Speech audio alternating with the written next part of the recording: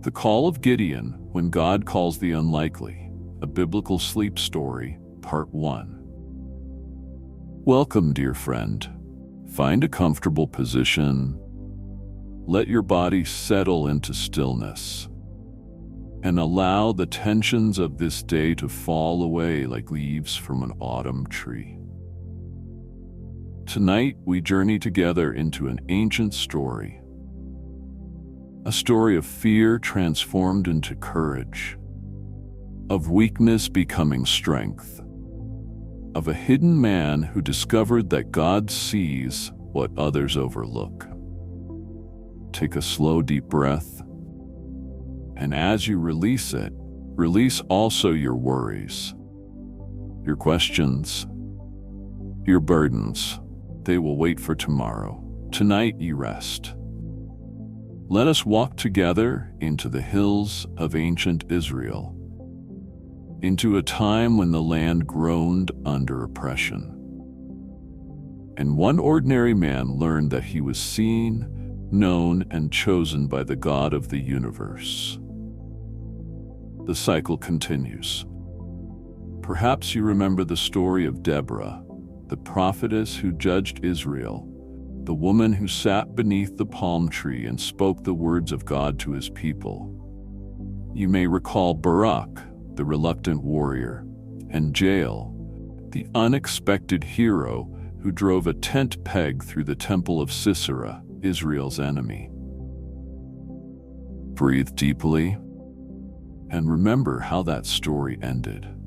After the great victory over the Canaanites, after the song of Deborah rang out across the hills, after the celebration and the peace, there was rest. The land had rest for 40 years. 40 years of peace. 40 years of safety. 40 years to remember who had saved them. To worship the God who had given them victory. To teach their children about the Lord's faithfulness. But the human heart is forgetful. As you settle deeper into stillness, picture those years passing like sand through an hourglass. A generation grew up, children who had heard the stories but had not lived them, young men and women who knew peace but had forgotten the price of turning away. And slowly, gradually, like the fading of twilight into night, the people began to forget. They turned again to the gods of the nations around them, the Baals and the Asherahs, the carved wood and molded stone, the empty promises of false deities. How quickly we forget when life is comfortable, how easily we wander when the danger seems far away. Let this thought drift through your mind like a cloud and release it. We are not here to judge.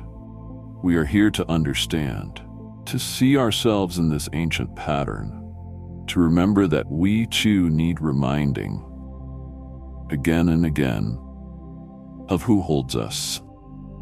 And so the cycle turned once more. Peace became complacency, complacency became apostasy, and apostasy brought oppression. The Midianites were coming. And the people of God would learn once again that the Lord does not abandon those who cry out to him, even after they have abandoned him. The darkness before the dawn. The land of Israel lay beneath a shadow. For 7 years, the shadow had grown darker, heavier, more oppressive. 7 long years since the people had turned away from the Lord their God. 7 years since they had begun to worship the gods of the nations around them, Baal and Asherah, carved from wood and stone. And in their turning away, they had lost the protection of the one who had brought them out of Egypt, who had parted the Red Sea, who had given them this promised land. The Midianites came like locusts. Picture it now in your mind's eye, as your breathing slows and deepens. Imagine the terror of the Israelite farmers watching the horizon. Each year at harvest time, they would come, not as a trickle, but as a flood. The Midianites, the Amalekites, and the people of the east, countless as grasshoppers, their camels too many to number. They would sweep across the land like a living storm, devouring everything. The wheat, barely ripe in the fields, the barley, golden and ready, the sheep, the cattle, the donkeys, everything the Israelites had worked for, everything they needed to survive was taken. Breathe deeply. Feel the weight of this oppression. But know that you are safe here in this moment. As we observe this ancient pain from a distance, the Israelites were impoverished, devastated, so desperate that they had taken to hiding, not in their homes but in the mountains. They made shelters in caves, in dens, in strongholds carved from rock. They hid their meager harvests in pits and crevices like frightened animals storing food for winter. And in their suffering, finally, they cried out to the God they had abandoned. The Lord heard their cry. He always does, you know. No matter how far we wander, no matter how long we hide, when we cry out, He hears. Let this truth wash over you now like a gentle wave. You are heard. You are seen. Even in your deepest night. God sent them a prophet whose name we do not know, but whose words rang true. The prophet came and spoke to all Israel, reminding them, "This is what the Lord, the God of Israel, says. I brought you up out of Egypt, out of the land of slavery. I rescued you from the hand of the Egyptians and from all who oppressed you. I drove them out before you and gave you their land. And I said to you, I am the Lord your God. Do not worship the gods of the Amorites in whose land you live. But you have not listened to me." The words hung in the air like morning mist. The people knew it was true. They had forgotten the one who had never forgotten them. And then, God looked for someone to work through, someone to raise up, someone to deliver His people. But whom would He choose? The hidden man. In the town of Ophrah, there lived a man named Gideon. He was not a warrior, not a leader, not someone anyone would notice in a crowd. He was from the clan of Abiezer, from the tribe of Manasseh, and his family was the weakest in that tribe. And he was the youngest in his family. The least of the least. That was Gideon. Let your body sink deeper into rest as we meet this man. This ordinary, frightened, hidden man whom God had been watching all along. On this particular day, Gideon was threshing wheat, but not in the usual place, not on the hilltop threshing floor where the wind could blow away the chaff. No, Gideon was hiding. He was threshing wheat in a winepress, a pit carved in rock, hidden from view. Picture him there in the shadows, working frantically, nervously, glancing up at the sky, at the horizon, watching for Midianites. Every sound made him jump. Every bird's cry could be a warning. He was stealing moments to feed his family, hiding food like a criminal, living in fear. His arms ached, sweat dripped from his brow. The work was harder here in this cramped space without the wind to help him, but it was safer. Hidden, secret, or so he thought. Breathe slowly, deeply, as we come to the moment that would change everything. the angel of the Lord came and sat down under the great oak tree in Ophrah.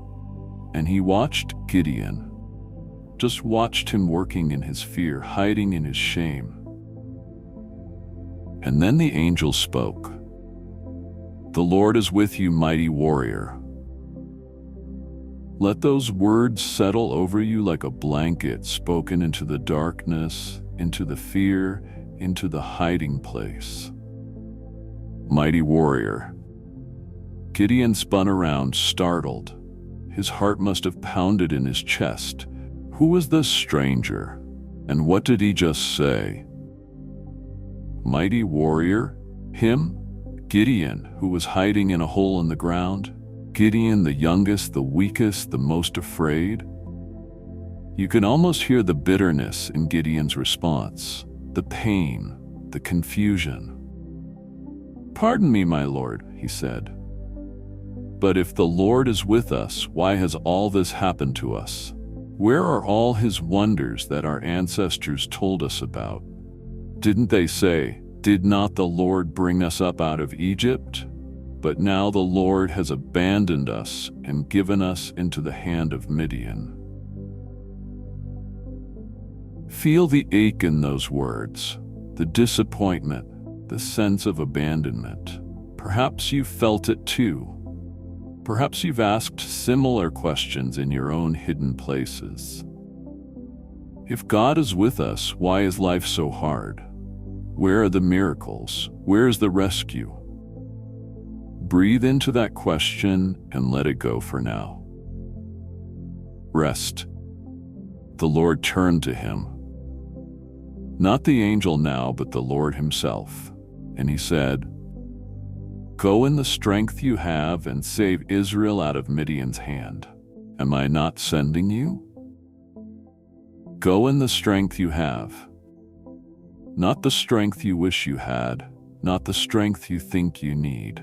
The strength you have right now, in this moment, trembling in a winepress, hiding from your enemies, feeling small and weak and forgotten. That strength is enough, because I am sending you." The questions of the fearful. Gideon's mind must have reeled. Save Israel? Him? This had to be a mistake. "Pardon me, my lord," he said again. "But how can I save Israel? My clan is the weakest in Manasseh, and I am the least in my family." Let yourself feel Gideon's inadequacy, his fear, his certainty that he is not enough. You may have felt this way too. You may feel this way now. That's all right. Rest in this knowing. God specializes in using people who feel inadequate. The Lord answered him with words of profound simplicity. "I will be with you, and you will strike down all the Midianites, leaving none alive." I will be with you. Not you are strong enough. Not you have what it takes. Simply, I will be with you. And that, dear friend, changes everything. As you rest here now, let this truth sink deep into your spirit. The presence of God is enough, more than enough. It is everything. But Gideon was not yet convinced. He needed proof. He needed to be sure. "If now I have found favor in your eyes," he said, "give me a sign that it is really you talking to me. Please do not go away until I come back and bring my offering and set it before you." And the Lord said, "I will wait until you return." Picture Gideon hurrying to his house, his mind spinning, preparing a young goat, cooking the meat, making bread without yeast, bringing it back to the great oak tree, arranging it carefully on a rock, stepping back, waiting. The angel of God said to him, "Take the meat and the unleavened bread, place them on this rock, and pour out the broth." And Gideon did so. Then the angel of the Lord touched the meat and the bread with the tip of his staff. Fire flared from the rock, consuming the meat and the bread completely. And then the angel of the Lord disappeared from sight. Gone. Gone. Gideon realized he had been speaking with the angel of the Lord face to face, and instead of feeling joy, he felt terror. "Alas, sovereign Lord," he cried out, "I have seen the angel of the Lord face to face." In ancient understanding, to see God meant death. No one could see the face of the Holy One and live. Gideon thought his end had come, but the Lord spoke to him. "Peace, do not be afraid, you are not going to die. Peace, do not be afraid." Let those words wash over you now, as you sink deeper into rest, deeper into peace, knowing that where God is, there is safety. Even when we cannot understand, even when we are terrified. Gideon built an altar there and called it "The Lord is Peace."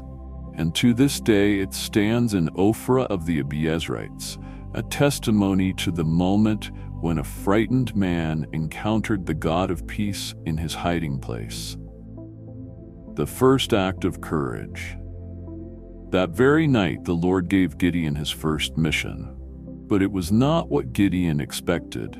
It was not a battle against the Midianites. Not yet. First, Gideon had to deal with the idols in his own backyard. "Take your father's bull," the Lord said, "and tear down your father's altar to Baal. Cut down the Asherah pole beside it. Then build a proper kind of altar to the Lord your God on the top of this height. Using the wood of the Asherah pole that you cut down, offer the second bull as a burnt offering." Your father's altar, your family's gods, the idols that have brought this curse upon the land. Sometimes, dear friend, God asks us to deal with what is closest to home before He sends us out to greater battles. Sometimes the first act of obedience is to tear down the false things we've been clinging to, the lies we've believed, the security we've sought in all the wrong places. Breathe slowly, deeply, as Gideon faces his first real test. He took 10 of his servants and did as the Lord told him. But because he was afraid, so afraid of his family and the townspeople, he did it at night. At night, in secret, still hiding. And yet he did it, afraid but obedient, trembling but moving forward. This is courage, dear one. Not the absence of fear, but action in spite of it. As you rest now, let this truth comfort you.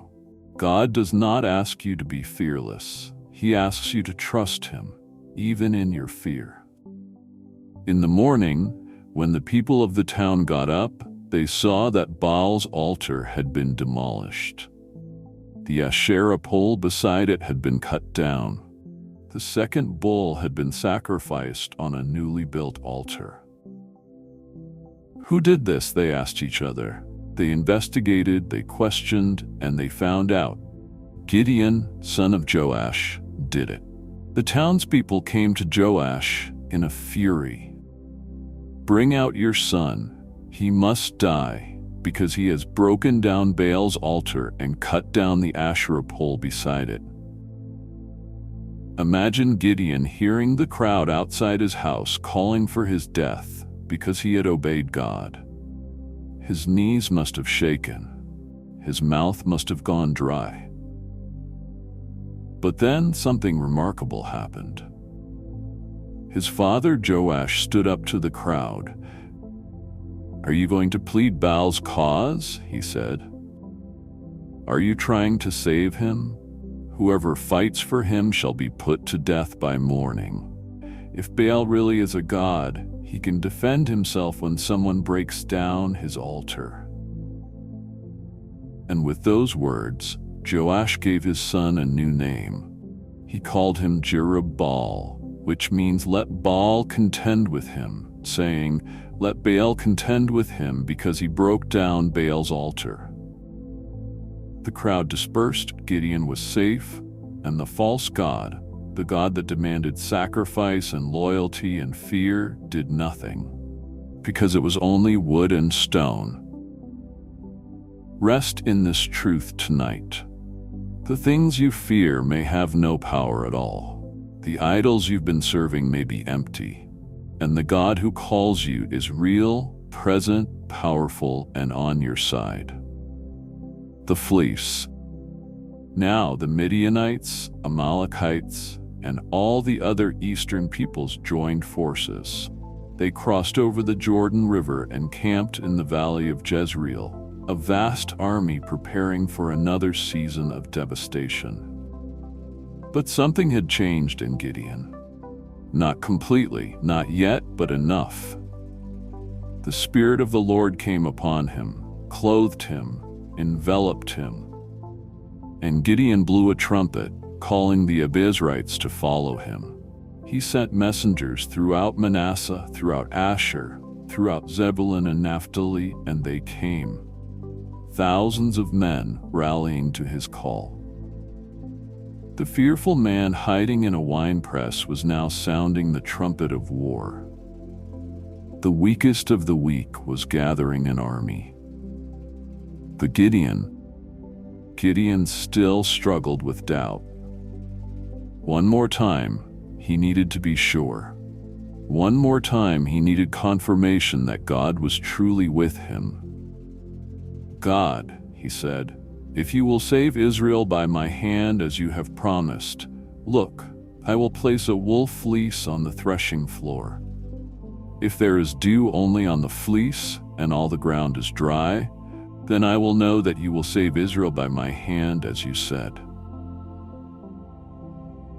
Let your breathing slow, deeper, as we watch Gideon place his fleece on the ground. As the sun sets, as night falls, as he lies awake, wondering, praying, hoping. In the morning, Gideon rose early. He went to the fleece, he squeezed it and wrung out enough dew to fill a bowl with water. But all around it, the ground was completely dry. Proof, evidence, confirmation. But was it enough? Gideon spoke to God again. You can hear the sheepishness in his voice. Do not be angry with me. Let me make just one more request. Allow me one more test with the fleece, but this time make the fleece dry and let the ground be covered with dew. One more time, please, just to be sure. And God, in his patience and kindness, did it. That night, only the fleece was dry. All the ground was covered with dew. Twice God proved himself. Twice he showed Gideon, I am with you, I have chosen you, trust me. Dear friend, as you rest here in the quiet darkness, know this. God is patient with your doubts. He understands your need for reassurance. He does not grow angry with your questions. Ask him, seek him. Test his promises against his word. He is big enough to handle your uncertainty. And when he proves himself faithful, when he shows you that he is real, that he is with you, that he has called you, then it will be time to step forward. Rest in the calling. And so we pause here, at the edge of the great battle to come. Gideon has been found in his hiding place, called by name, commissioned for a purpose, confirmed through signs and wonders. He is still afraid, still doubting, still so very aware of his own weakness. But he has said yes, trembling, questioning, testing, but yes. Tomorrow, the real test will begin. But tonight, we rest in this truth. God sees you in your hiding place. He calls you mighty when you feel weak. He meets you in your fear and speaks peace over your trembling heart.